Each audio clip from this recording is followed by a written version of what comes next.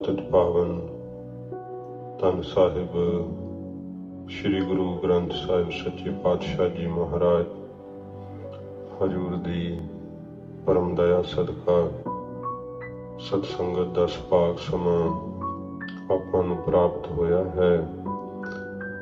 माघ दी संगरांद दा शुभ दिहाड़ा देश की धरती ते महाराज जी दे पावन अस्थानां ते बहुत शरधा भावना नाल इस पवित्र दिहाड़े नूं मनाया जांदा है। जिथे माघ दी संगरांद है उत्थे नाल ही मुक्तसर साहिब जी दा शहीदी जोड़ मेला, भाई महा सिंह साहिब जी दी पवित्र यादगार, माता भाग कौर जी दा पुरुषार्थ अते उन्हां दे नाल 40 ਸਿੰਘਾਂ ने जिमें शहादतां प्राप्त कीतियां, वो पवित्र शहीदी जोड़ मेला अज दे दिन मुक्तसर साहिब की धरती ते बहुत शरधा भावना नाल पंथ वल्लों मनाया जाता है।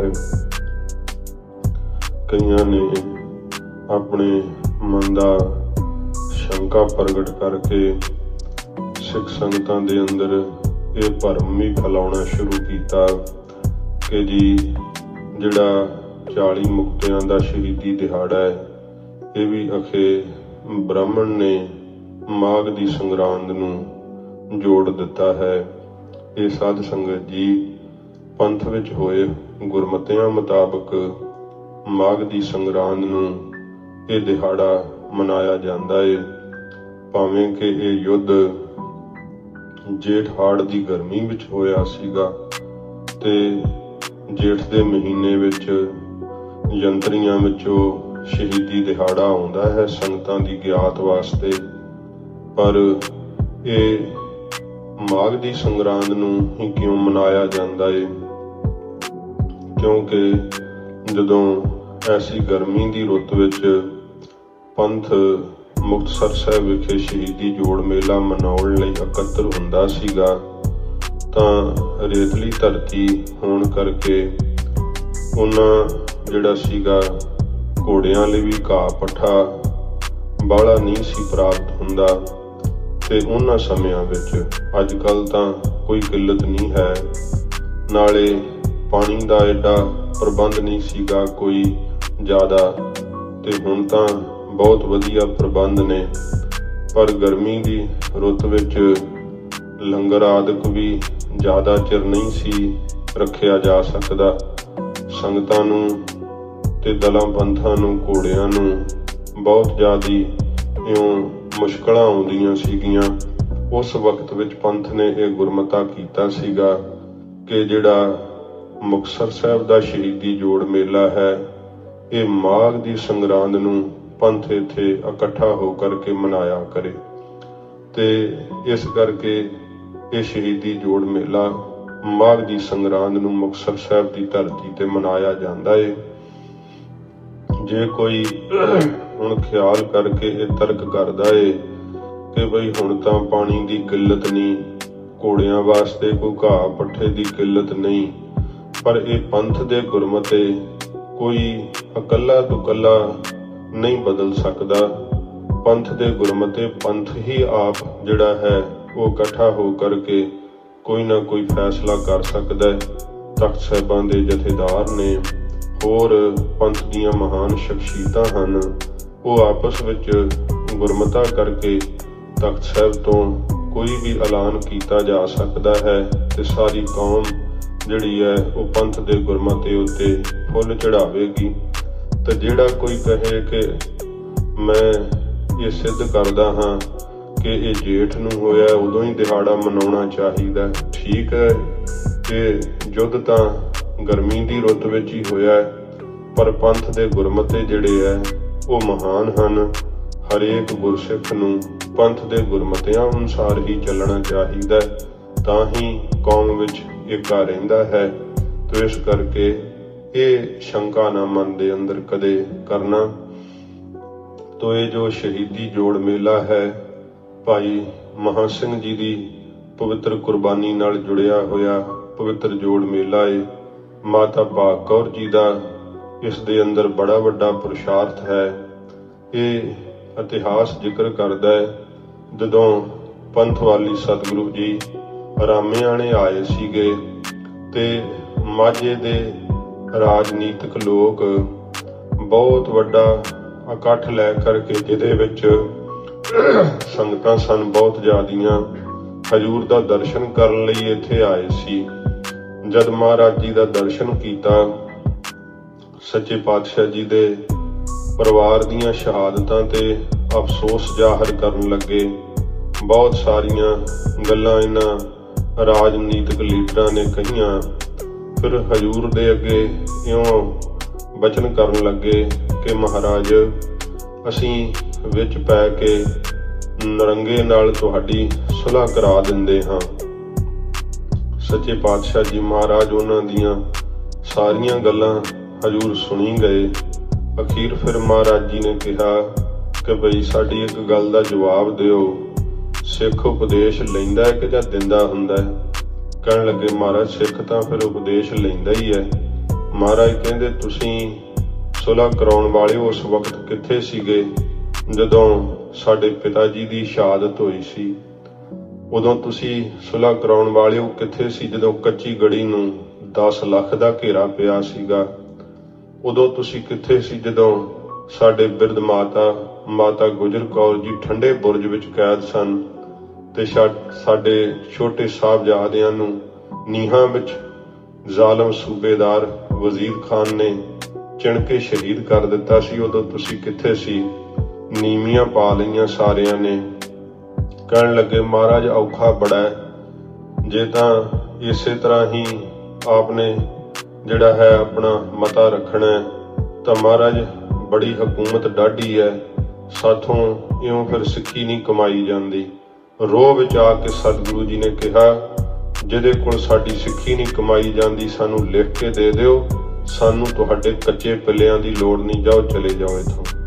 ਤੇ ਉਹਨਾਂ ਰਾਜਨੀਤਿਕ ਲੋਕਾਂ ਨੇ ਮਹਾਰਾਜ ਜੀ ਨੂੰ ਬਦਾਵਾ ਲਿਖ ਦਿੱਤਾ ਸੀ, ਜਿਸ ਬਦਾਵੇ ਨੂੰ ਭਾਈ ਮਹਾਂ ਸਿੰਘ ਜੀ ਨੇ ਪੜਵਾਇਆ। ਕੁਝ ਇਤਿਹਾਸਕਾਰਾਂ ਸ੍ਰੀ ਅਨੰਦਪੁਰ ਸਾਹਿਬ ਦੇ ਅੰਦਰ ਜਦੋਂ ਡਾਢੀ ਜਿਹੜੀ ਸੀ ਸਖਤਾਈ ਹੋਈ, ਬੜਾ ਕਰੜਾ ਸਮਾਂ ਸੀ, ਤੇ ਕਿਹਾ ਕਿ ਭੁੱਖ ਦੇ ਦੁੱਖੋਂ ਕੁਝ ਸਿੰਘਾਂ ਨੇ ਬਦਾਵਾ ਜਿਹੜਾ ਸੀ ਮਹਾਰਾਜ ਜੀ ਨੂੰ ਦਿੱਤਾ ਸੀਗਾ। ਉਹ ਇਹੋ ਜਿਹਾ ਵਿਸ਼ੇਸ਼ ਜ਼ਿਕਰ ਜਿਹੜਾ ਹੈ, ਜਾਂ ਤਾਂ ਦੁਨੀ ਚੰਦ ਵੀ ਭੱਜਿਆ ਸੀਗਾ ਆਪਣੇ 500 ਸਾਥੀਆਂ ਨੂੰ ਨਾਲ ਲੈ ਕਰਕੇ, ਇਹੋ ਜਿਹੇ ਹਵਾਲੇ ਆਉਂਦੇ ਆ। ਪਰ ਜਿਹੜਾ ਬਦਾਵਾ ਭਾਈ ਮਾਨ ਸਿੰਘ ਜੀ ਨੇ ਪੜਵਾਇਆ ਉਹ ਰਾਮਿਆਣੇ ਜਿਹੜਾ ਸੀ ਇਹਨਾਂ ਮਾਝੇ ਦੇ ਰਾਜਨੀਤਿਕ ਲੋਕਾਂ ਨੇ ਸੱਚੇ ਪਾਤਸ਼ਾਹ ਜੀ ਨੂੰ ਦਿੱਤਾ ਸੀ। ਜਦੋਂ ਇਹ ਬਦਾਵਾ ਦੇ ਕਰਕੇ ਵਾਪਸ ਮੁੜਨ ਲੱਗੇ ਹੈ ਤੇ ਉਸ ਇਕੱਠ ਵਿੱਚ ਮਾਤਾ ਭਾਗ ਕੌਰ ਜੀ ਹੈ ਜੋ ਝਬਾਲ ਨਗਰ ਦੇ ਰਹਿਣ ਵਾਲੇ ਹੈ। ਉਸ ਇਕੱਠ ਵਿੱਚ ਭਾਈ ਮਹਾਂ ਸਿੰਘ ਜੀ ਹਨ ਤੇ ਇਹਨਾਂ ਨੇ ਜਦੋਂ ਵੇਖਿਆ ਕਿ ਇਹ ਤੇ ਰਾਜਨੀਤਿਕ ਸਾਨੂੰ ਡੋਬਣ ਲੱਗੇ ਹੈ, ਸਾਡਾ ਲੋਕ ਪਰਲੋਕ ਗਵਾਉਣ ਲੱਗੇ ਹੈ, ਗੁਰੂ ਜੀ ਤੋਂ ਬੇਮੁਖ ਹੋ ਕਰਕੇ ਕਿੱਧਰ ਜਾਵਾਂਗੇ, ਸਾਡਾ ਕੌਣ ਵਾਲੀ ਹੋਵੇਗਾ? ਇਹੀ ਇਹਨਾਂ ਨੇ ਸਾਡੇ ਵੱਲੋਂ ਲਿਖ ਕੇ ਦੇ ਦਿੱਤਾ ਹੈ ਕਿ ਅੱਜ ਤੋਂ ਮਹਾਰਾਜ ਨੂੰ ਲਿਖ ਦਿੱਤਾ ਕਿ ਤੁਸੀਂ ਸਾਡੇ ਗੁਰੂ ਨਹੀਂ ਤੇ ਅਸੀਂ ਤੁਹਾਡੇ ਸਿੱਖ ਨਹੀਂ। ਜਿਹੜੇ ਅੰਦਰ ਜਿਨ੍ਹਾਂ ਦੇ ਜ਼ਮੀਰ ਜਾਗਦੀ ਸੀ, ਸਿੱਖੀ ਦਾ ਕਿਣਕਾ ਸੀ ਜਿਨ੍ਹਾਂ ਦੇ ਅੰਦਰ, ਉਹਨਾਂ ਨੇ ਫਿਰ ਮਨ ਦੇ ਅੰਦਰ ਝਾਤ ਮਾਰੀ ਕਿ ਕੀ ਹੋ ਗਿਆ। ਫਿਰ ਉਹਨਾਂ ਨੂੰ ਮਾਤਾ ਭਾਗ ਕੌਰ ਜੀ ਨੇ ਤੇ ਸਮੇਂ ਲਲਕਾਰਾ ਮਾਰਿਆ, ਕਿਹਾ ਖਾਲਸਾ ਜੀ, ਗੁਰੂ ਜੀ ਤੋਂ ਬੇਮੁਖ ਹੋ ਕਰਕੇ ਜਨਮ ਤੇ ਜਨਮ ਲੈਣੇ ਪੈਣਗੇ, ਕਿਉਂਕਿ ਸਤਿਗੁਰੂ ਤੋਂ ਬਿਨਾਂ ਕੋਈ ਮੁਕਤ ਨਹੀਂ ਦੇ ਸਕਦਾ ਤੇ ਸੱਚੇ ਪਾਤਸ਼ਾਹ ਤੋਂ ਬੇਮੁਖ ਹੋ ਕਰਕੇ ਨਹੀਂ ਮਰਨਾ ਚਾਹੀਦਾ। ਇਹ ਰਾਜਨੀਤਿਕ ਲੋਕ ਸਾਨੂੰ ਨਰਕਾਂ 'ਚ ਪਾਉਣ ਲੱਗੇ ਐ। ਆਓ ਜਿੰਨੇ ਸਤਿਗੁਰੂ ਜੀ ਦੇ ਸਨਮੁਖ ਹੋਣਾ ਤੇ ਉਸ ਲਲਕਾਰਾ ਮਾਰਨ ਤੇ ਫਿਰ ਭਾਈ ਮਹਾਂ ਸਿੰਘ ਜੀ ਦੀ ਅਗਵਾਈ ਥੱਲੇ 40 ਸਿੰਘ ਨਿੱਦਰੇ ਸੀਗੇ। ਤੇ ਜਦੋਂ ਇਹ ਸਿੰਘ ਸਤਿਗੁਰੂ ਜੀ ਤੋਂ ਮਾਫੀ ਜਾਚਨਾ ਕਰਨ ਲਈ ਵਾਪਸ ਮੁੜੇ ਐ ਤੇ ਇਧਰੋਂ ਸੱਚੇ ਪਾਤਸ਼ਾਹ ਜੀ ਮਹਾਰਾਜ ਵੱਲ ਨੂੰ ਜਦੋਂ ਇਹ ਆ ਰਹੇ ਸੀ ਤੇ ਇਹਨਾਂ ਨੂੰ ਪਤਾ ਲੱਗ ਗਿਆ ਕਿ ਸਰਹੰਦ ਦਾ ਸੂਬਾ ਵਜ਼ੀਰ ਖਾਨ ਇਹ ਸੱਚੇ ਪਾਤਸ਼ਾਹ ਜੀ ਦੇ ਉੱਪਰ ਹਮਲਾਵਰ ਹੋ ਗਿਆ ਤੇ ਬੜੀ ਭਾਰੀ ਫੌਜ ਲੈ ਕਰਕੇ ਸਤਿਗੁਰੂ ਜੀ ਦੇ ਉੱਪਰ ਇਸਨੇ ਹਮਲਾ ਕੀਤਾ ਹੈ। ਇਹਨਾਂ ਨੇ ਵਿਚਾਰ ਕਰ ਲਈ ਕਿ ਹੁਣ ਮੌਕਾ ਹੈ ਕਿ ਸਤਿਗੁਰੂ ਪਾਤਸ਼ਾਹ ਜੀ ਮਹਾਰਾਜ ਦੇ ਸਨਮੁਖ ਹੋਣ ਵਾਸਤੇ ਇਸ ਆਉਂਦੀ ਹੋਈ ਫੌਜ ਨੂੰ ਇੱਥੇ ਹੀ ਰੋਕ ਕਰਕੇ ਇਹਨਾਂ ਨਾਲ ਦੋ ਹੱਥ ਕਰਦਿਆਂ ਜਿਹੜਾ ਹੈ ਯੁੱਧ ਦੇ ਅੰਦਰ ਸ਼ਹਾਦਤ ਪ੍ਰਾਪਤ ਕਰੀਏ। ਇਹ ਸਰਹੰਦੀ ਸੂਬਾ ਵਜ਼ੀਰ ਖਾਨ ਜਦੋਂ ਇਹਨੂੰ ਪਤਾ ਲੱਗਾ ਸੀ ਕਿ ਗੁਰੂ ਗੋਬਿੰਦ ਸਿੰਘ ਸਾਹਿਬ ਜੀ ਮਹਾਰਾਜ ਕਾਂਗੜ ਵਿੱਚ ਰੁਕੇ ਹੋਏ ਹੈ ਤੇ ਇਹਨੇ ਮੀਰ ਤੇ ਸਮੀਰ ਨੂੰ ਚਿੱਠੀ ਲਿਖੀ ਸੀ ਦੋਵਾਂ ਭਰਾਵਾਂ ਨੂੰ। ਇਹ ਰਾਏ ਜੋਧ ਜੀ ਦੇ ਵੰਸ਼ਜ ਨੇ। ਰਾਏ ਜੋਧ ਜੀ ਦੀ ਵੰਸ਼ ਵਿੱਚ ਆ ਜਿਹਨੇ ਰਾਏ ਜੋਧ ਜੀ ਗੁਰੂ ਹਰਗੋਬਿੰਦ ਸਾਹਿਬ ਸੱਚੇ ਪਾਤਸ਼ਾਹ ਜੀ ਦੀ ਜਿਨ੍ਹਾਂ ਨੇ ਸੇਵਾ ਕੀਤੀ। ਜਿਹੜਾ ਗੁਰੂਸਰ ਮਹਾਰਾਜ ਦਾ ਜੰਗ ਹੋਇਆ ਸੀ ਉਸ ਵਿੱਚ ਜਿਹੜਾ ਸੀ ਰਾਏ ਜੋਧ ਜੀ ਨੂੰ ਜਿਹੜੇ ਸੀ 32 ਫੱਟ ਲੱਗੇ ਸੀਗੇ ਸਰੀਰ ਦੇ ਉੱਪਰ। ਸੱਚੇ ਪਾਤਸ਼ਾਹ ਜੀ ਮਹਾਰਾਜ ਨੇ ਮਹਾਨ ਬਖਸ਼ਿਸ਼ਾਂ ਕੀਤੀਆਂ ਸੀ। ਇਹਨਾਂ ਦੇ ਪੁਰਖੇ ਪੀੜ੍ਹੀ ਦਰ ਪੀੜ੍ਹੀ ਗੁਰੂ ਘਰ ਦੇ ਪ੍ਰੇਮੀ ਹੈ ਤੇ ਵਜੀਦੇ ਨੇ ਚਿੱਠੀ ਲਿਖੀ ਗੁਰੂ ਸਾਹਿਬ ਨੂੰ ਮੇਰੇ ਹਵਾਲੇ ਕਰ ਦਿਓ, ਨਹੀਂ ਤਾਂ ਤੁਹਾਨੂੰ ਜਿਹੜਾ ਹੈ ਉਹ ਸਜ਼ਾ ਭੋਗਣੀ ਪਵੇਗੀ। ਤੇ ਫਿਰ ਭਾਈ ਮੀਰ ਤੇ ਸਮੀਰ ਨੇ ਉਹ ਚਿੱਠੀ ਦਾ ਜਵਾਬ ਦਿੱਤਾ ਸੀ, ਵਜ਼ੀਰ ਖਾਨ ਤੂੰ ਚੜ੍ਹ ਕੇ ਆਵੀਂ, ਗੁਰੂ ਸਾਹਿਬ ਜੀ ਤੱਕ ਪਹੁੰਚਣਾ ਬੜੀ ਦੂਰ ਦੀ ਬਾਤ ਹੈ, ਤੂੰ ਸਾਡੇ ਨਾਲ ਪਹਿਲੋਂ ਆ ਕਰਕੇ ਦੋ ਹੱਥ ਕਰੀ। ਤੇ ਵਜ਼ੀਦੇ ਨੇ ਫਿਰ ਸੱਚੇ ਪਾਤਸ਼ਾਹ ਜੀ ਦੇ ਉੱਪਰ ਵੱਡੀ ਫੌਜ ਲੈ ਕਰਕੇ ਹਮਲਾ ਕੀਤਾ। ਗੁਰੂ ਸਾਹਿਬ ਨੂੰ ਰਸਤੇ 'ਚ ਪਤਾ ਲੱਗ ਗਿਆ। ਸੱਚੇ ਪਾਤਸ਼ਾਹ ਜੀ ਨੇ ਖਦਰਾਣੇ ਦੀ ਢਾਲ ਤੇ ਆ ਕਰਕੇ ਸੱਚੇ ਪਾਤਸ਼ਾਹ ਜੀ ਮਹਾਰਾਜ ਇੱਥੇ ਮੋਰਚਾਬੰਦੀ ਕਰ ਲਈ। ਜਿੱਥੇ ਗੁਰਦੁਆਰਾ ਤੰਬੂ ਸਾਹਿਬ ਹੈ ਇੱਥੇ ਸਿੰਘਾਂ ਨੇ ਵੱਡੀਆਂ ਵੱਡੀਆਂ ਚਾਦਰਾਂ ਜਿਹੜੀਆਂ ਸੀ ਮੜਿਆਂ ਦੇ ਉੱਤੇ ਪਾ ਦਿੱਤੀਆਂ, ਕਛਹਿਰੇ ਸੁੱਕਣੇ ਪਾ ਦਿੱਤੇ ਤੇ ਵਜੀਦੇ ਦੀ ਫੌਜ ਨੂੰ ਇਉਂ ਦੂਰੋਂ ਦੂਰਬੀਨਾਂ ਨਾਲ ਵੇਖ ਕੇ ਮਹਿਸੂਸ ਹੋਇਆ ਕਿ ਅੱਗੇ ਤਾਂ ਸਿੰਘਾਂ ਦੇ ਤੰਬੂ ਲੱਗੇ ਹੋਏ ਆ ਤੇ ਇੱਥੇ ਫੌਜ ਉਤਰੀ ਹੋਈ ਹੈ। ਉਹਨਾਂ ਨੇ ਮੋਰਚਾਬੰਦੀ ਕਰਕੇ ਜਦੋਂ ਲੜਾਈ ਛੇੜ ਦਿੱਤੀ, ਇਧਰੋਂ ਤੇ ਉਧਰੋਂ ਦੋਵਾਂ ਪਾਸਿਆਂ ਤੋਂ ਗੋਲੀਆਂ ਮੀਂਹ ਵਾਂਗ ਵਰੀਆਂ। ਜਦੋਂ ਲੜਾਈ ਇੱਕਦਮ ਛਿੜ ਪਈ, ਸੱਚੇ ਪਾਤਸ਼ਾਹ ਜੀ ਨੇ ਵੀ ਉੱਚੀ ਟਿੱਬੀ ਤੇ ਹਜੂਰ ਵੀਰ ਆਸਣ ਲਾਈ ਬੈਠੇ। ਸੱਚੇ ਪਾਤਸ਼ਾਹ ਨੇ ਕਿਹਾ ਇਹ ਕਿਹਨਾਂ ਨੇ ਲੜਾਈ ਛੇੜ ਦਿੱਤੀ ਸਾਡੇ ਵੱਲੋਂ ਹੋ ਕਰਕੇ, ਕੌਣ ਲੜ ਰਹੇ ਆ? ਸਤਿਗੁਰੂ ਜੀ ਨੂੰ ਦੱਸਿਆ, ਮਹਾਰਾਜ ਇਹ ਝਬਾਲ ਦੇ ਰਹਿਣ ਵਾਲੇ ਜੋ ਬੀਬੀ ਭਾਗ ਕੌਰ ਹੈ ਤੇ ਉਹਨਾਂ ਦੀ ਅਗਵਾਈ ਵਿੱਚ ਭਾਈ ਮਹਾਂ ਸਿੰਘ ਤੇ 40 ਸਿੰਘ ਨੇ ਮਹਾਰਾਜ ਜਿਹੜੇ ਆਪ ਜੀ ਤੋਂ ਮਾਫੀ ਮੰਗਣ ਲਈ ਪਰਤ ਰਹੇ ਸਨ ਤੇ ਉਹਨਾਂ ਨੇ ਮੋਰਚਾਬੰਦੀ ਕਰਕੇ ਯੁੱਧ ਵਿੱਚ ਅੱਗੋਂ ਹੋ ਕਰਕੇ ਲੜੇ ਹੈ।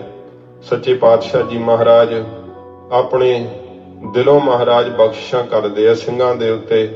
ਜਿਹੜਾ ਮਨ ਹੀ ਜਦੋਂ ਸਤਿਗੁਰੂ ਜੀ ਦੇ ਸਨਮੁਖ ਹੋ ਗਿਆ ਨਾ, ਗੁਰੂ ਸਾਹਿਬ ਤਾਂ ਅੰਤਰਜਾਮੀ ਹੈ ਸੱਚੇ ਪਾਤਸ਼ਾਹ, ਉਸੇ ਵੇਲੇ ਹੀ ਸਿੱਖ ਨੂੰ ਆਪ ਕਰ ਦਿੰਦੇ ਆ ਮਹਾਰਾਜ। ਜਦੋਂ ਮਨ 'ਚ ਹੀ ਭਾਵਨਾ ਬਣ ਜੇ ਸਤਿਗੁਰਾਂ ਜੀ ਦੀ। ਤੋ ਜਦੋਂ ਇਹ ਯੁੱਧ ਹੋਇਆ, ਕਵਿਰਾਜ ਜੀ ਨੇ ਇਸ ਯੁੱਧ ਦਾ ਬੜਾ ਵਿਸਥਾਰ ਲਿਖਿਆ ਹੈ।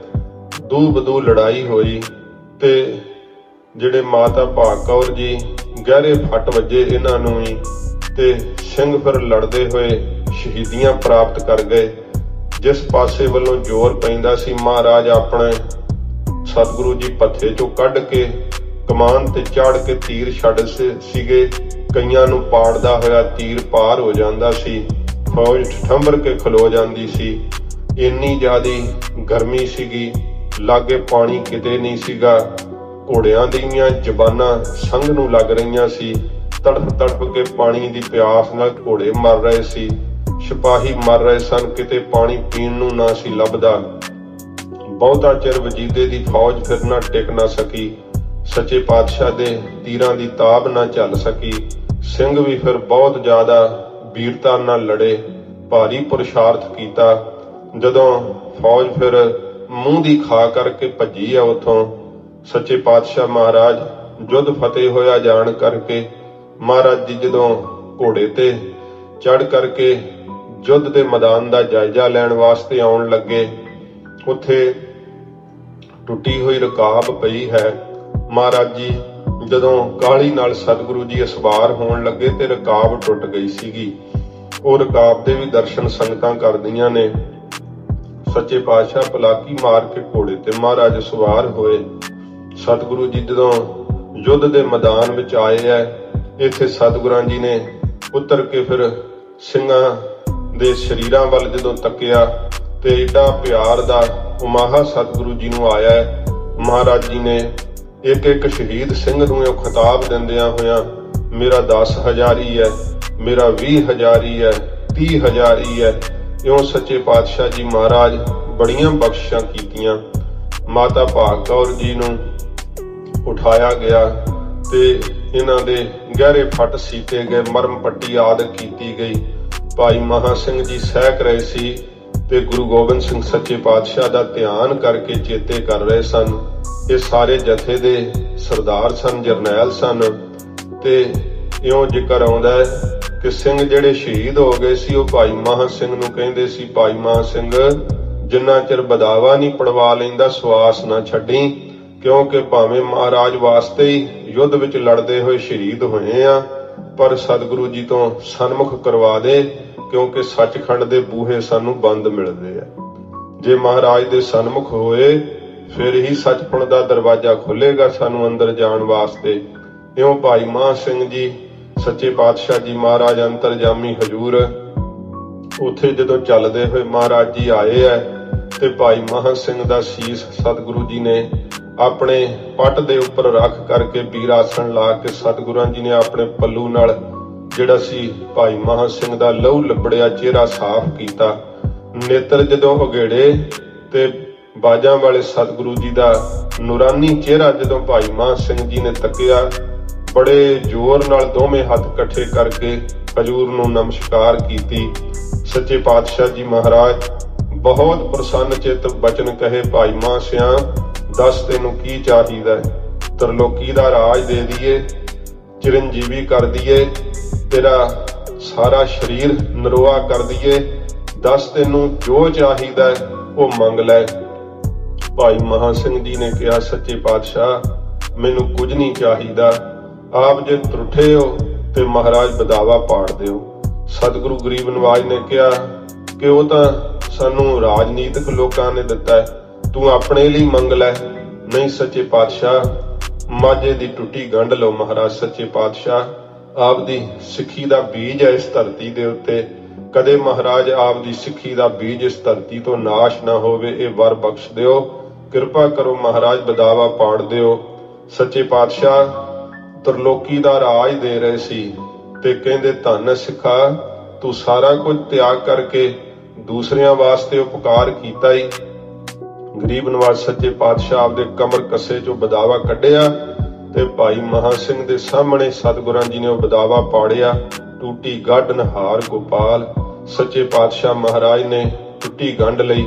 ਇਹ ਅੱਜ ਦਾ ਦਿਹਾੜਾ ਜਿਹੜਾ ਹੈ ਉਹਨੂੰ ਇਸ ਨਾਮ ਨਾਲ ਵੀ ਯਾਦ ਕੀਤਾ ਜਾਂਦਾ ਹੈ ਜਿੱਥੇ ਸਤਿਗੁਰਾਂ ਜੀ ਨੇ ਟੁੱਟੀ ਗੰਢ ਲਈ ਸੀ, ਕਿਉਂਕਿ ਇਹ ਇਹੋ ਜਿਹੇ ਸਵਾਰਥੀ ਲੋਕ ਜਿਹੜੇ ਮੋਦਬਰ ਬਣ ਜਾਂਦੇ ਆ ਨਾ ਅੱਗੇ, ਤੇ ਉਹਨਾਂ ਦੇ ਪਿੱਛੇ ਲੱਗ ਕਰਕੇ, ਕਿਉਂਕਿ ਫਿਰ ਮੋਦਬਰ ਜਿੱਧਰ ਨੂੰ ਡੋਬਦਾ ਸਭ ਨੂੰ ਉੱਧਰ ਹੀ ਡੁੱਬਣਾ ਪੈਂਦਾ ਨਾ। ਇਹ ਤਾਂ ਫਿਰ ਮਾਤਾ ਭਾਗ ਕੌਰ ਜੀ ਨੇ ਲਲਕਾਰਾ ਮਾਰਿਆ, 40 ਸਿੰਘ ਨਿੱਤਰ ਪਏ ਤੇ ਸਤਿਗੁਰਾਂ ਜੀ ਨੇ ਮਾਝੇ ਦੀ ਸਿੱਖੀ ਨੂੰ ਗਰੀਬ ਨਵਾਜ ਨੇ ਬਖਸ਼ਿਸ਼ ਕਰ ਦਿੱਤੀ। ਨਹੀਂ ਤਾਂ ਗੁਰੂ ਕਲਗੀਧਰ ਜੀ ਦਾ ਬਚਨ ਹੋਇਆ, ਕਾਲ ਪੈ ਜਾਣਾ ਸੀ। ਜਿੱਥੇ ਅੱਜ ਇੰਨੀ ਸਿੱਖੀ ਪਨਪਦੀ ਹੈ, ਇਹ ਸੱਚੇ ਪਾਤਸ਼ਾਹ ਜੀ ਦੀਆਂ ਕੀਤੀਆਂ ਹੋਈਆਂ ਬਖਸ਼ਿਸ਼ਾਂ ਨੇ, ਵਡੇਰਿਆਂ ਨੇ ਕੀਤੀਆਂ ਹੋਈਆਂ ਕੁਰਬਾਨੀਆਂ ਨੇ। ਭਾਈ ਮਹਾਂ ਸਿੰਘ ਜੀ ਨੇ ਇਸ ਧਰਤੀ ਦੇ ਉੱਤੇ ਸਿੱਖੀ ਦੀ ਅੰਸ਼ ਨੂੰ ਰੱਖ ਲਿਆ। ਉਹਨਾਂ ਦਾ ਸਾਨੂੰ ਕੋਟ ਕੋਟ ਸ਼ੁਕਰਾਨਾ ਕਰਨਾ ਚਾਹੀਦਾ।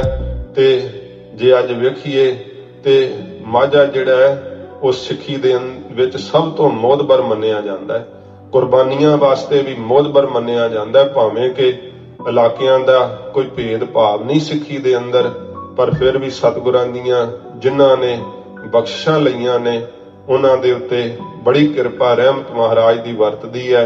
ਇਹ ਤਾਂ ਭਾਈ ਮਹਾਂ ਸਿੰਘ ਜੀ ਦੀ ਕੀਤੀ ਹੋਈ ਕੁਰਬਾਨੀ, ਸੱਚੇ ਪਾਤਸ਼ਾਹ ਦੇ ਅੱਗੇ ਹੱਥ ਜੋੜੇ ਹੋਏ ਰਜੋਈ ਕੀਤੀ, ਮਹਾਰਾਜ ਮਿਹਰ ਕਰੋ ਬਦਾਵਾ ਪਾੜ ਦਿਓ। ਸਤਿਗੁਰਾਂ ਜੀ ਨੇ ਭਾਈ ਮਹਾਂ ਸਿੰਘ ਜੀ ਦੀ ਇੱਛਾ ਪੂਰੀ ਕਰਦਿਆਂ ਹੋਇਆਂ ਸੱਚੇ ਪਾਤਸ਼ਾਹ ਨੇ ਉਹ ਬਦਾਵਾ ਆਪਣੇ ਕਰ ਕਮਲਾਂ ਨਾਲ ਪਾੜਿਆ ਤੇ महाराज ने टुटी गंढ लई सच्चे पातशाह ने भाई मान सिंह जी सच्चे पातशाह जी दे गोद विच ही अपने प्राण जिहड़े सी त्यागे, शहीद होए ते सचखंड दे वासी होए। सच्चे पातशाह जी दे लोक दे अंदर अपने सारे साथी सिंघां नूं भी उत्थे दा वासा दवाया महाराज दे सन्मुख करके। ते जे करके किसे स्वार्थी ते खुदगर्ज लीडर दे ढहे चढ़ जावे, वेख करके ही किसे दी लीडरी दी अगवाही विच चलना चाहिदा। वोट भी वेख के पाउणी चाहिदी है, पर कानूं थोड़ियां चीज़ां वास्ते जे वोटां पा दिंदे है ओहो जे जिहड़े आ खुदगर्ज बेईमान लोग मोहतबर बन जाते हैं। तां करके ही इहो जे अंदोलन फिर चलाने पैंदे आ जनता नूं ते दुख सहारना पैंदा है, क्योंकि बेईमानां नूं जे चुनोगे तां फिर उन्हां ने तां कदे न्याय नहीं करना। सब कुछ ही उन्होंने अपने ही अधीन कर लिया, कोई न्याय नहीं, कोई किसी प्रकार हक नहीं, कोई सच नहीं, सब कुछ दलमल दिंदे है। इहो जी हालत हुंदी है जिहड़े वकारी ते स्वार्थी लोग हुंदे है, जेकर मोहतबर बन जाण तां। सच्चे पातशाह जी महाराज दा इह पवित्र दिहाड़ा फिर महाराज जी ने सारे शहीद सिंघां दे शरीरां नूं एकत्र करवाया। चंदन दी चिखा सजा के महाराज जी ने एक थां ते जिहड़ा सी ਉਹ ਸਾਰੇ शहीद ਸਿੰਘਾਂ ਦਾ अंतिम संस्कार ਕੀਤਾ ਤੇ वरदान ਦਿੱਤਾ, ਇੱਥੇ ਮੁਕਤੀਆਂ ਦੇ ਸਰੋਵਰ ਲੱਗਣਗੇ। ਭਾਈ ਮਾਨ ਸਿੰਘ ਤੇਰੀ ਕੁਰਬਾਨੀ ਦਾ ਸਦਕਾ ਹੈ ਕਿ ਤੁਸੀਂ ਤਾਂ ਕੀ ਜਿਹੜਾ ਤੁਹਾਨੂੰ ਚੇਤੇ ਕਰਦੇ ਆ, ਤੁਹਾਡੀ ਕੁਰਬਾਨੀ ਨੂੰ ਯਾਦ ਕਰਦੇ ਆ, ਇੱਥੇ ਦਰਸ਼ਨ ਇਸ਼ਨਾਨ ਕਰੇਗਾ ਉਹ ਵੀ ਮੁਕਤ ਹੋ ਜਾਵੇਗਾ। ਇਸੇ ਕਰਕੇ ਮਹਾਰਾਜ ਸਾਹਿਬ ਜੀ ਦੇ ਉਹਨਾਂ 40 ਸਿੰਘਾਂ ਨੂੰ 40 ਮੁਕਤਿਆਂ ਦੇ ਨਾਮ ਨਾਲ ਯਾਦ ਕੀਤਾ ਜਾਂਦਾ ਹੈ। ਤੇ ਮੁਕਤਸਰ ਸਾਹਿਬ ਇਹ ਪਵਿੱਤਰ ਸਥਾਨ ਦਾ ਨਾਮ ਹੀ ਇਹ ਪ੍ਰਸਿੱਧ ਹੋਇਆ। ਸੱਚੇ ਪਾਤਸ਼ਾਹ ਨੇ ਮੁਕਤੀਆਂ ਦੇ ਵਰਦਾਨ ਦੇ ਦਿੱਤੇ, ਗਰੀਬ ਨਵਾਜ਼ ਸੱਚੇ ਪਾਤਸ਼ਾਹ ਨੇ ਐਸੀਆਂ ਰਹਿਮਤਾਂ ਵਰਤਾਈਆਂ। ਇਹ ਪਵਿੱਤਰ ਸ਼ਹੀਦੀ ਜੋੜ ਮੇਲਾ ਮਾਘ ਦੀ ਸੰਗਰਾਂਦ ਨੂੰ ਅੱਜ ਦੇ ਦਿਨ ਪੰਥ ਵੱਲੋਂ ਇਕੱਤਰ ਹੋ ਕਰਕੇ ਮਨਾਇਆ ਜਾਂਦਾ ਹੈ। तो सच्चे पातशाह जी सानू माघ दी संगरांद द्वारा जो पवित्र उपदेश बख्शिश करते हैं